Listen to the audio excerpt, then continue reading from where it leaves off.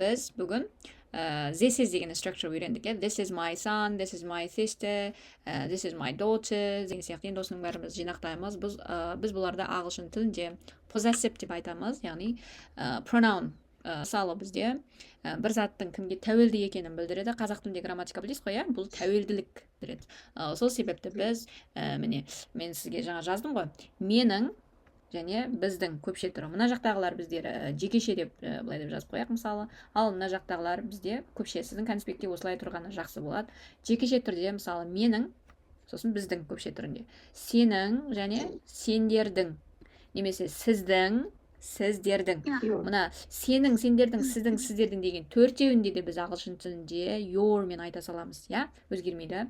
Сосын ұл бала оның, онда his болады. Қыз бала оның her болады да, its болатын болса, мысалы заттың оның болып есептеледі. Мысалы жанды заттарды немесе жансыз заттарды айта береміз бұл its пен. Бұны жаңа өтпедік, бірақ грамматика болғасын бәрін бірге жазып аласыз осылай.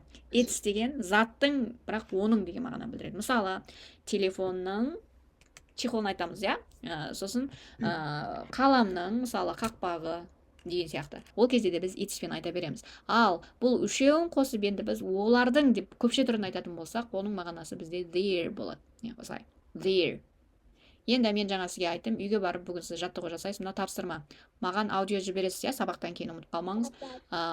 Мынау кімнің несі, кімнің кімі деген сұраққа сіз жауап беруіңіз керек. Мысалы, мынау менің інім, мынау менің балам, мынау біздің баламыз, мынау оның кімі деген сияқты сұраққа сіз жауап беріп, осылай маған аудиомен тапсырманы жіберіңіз.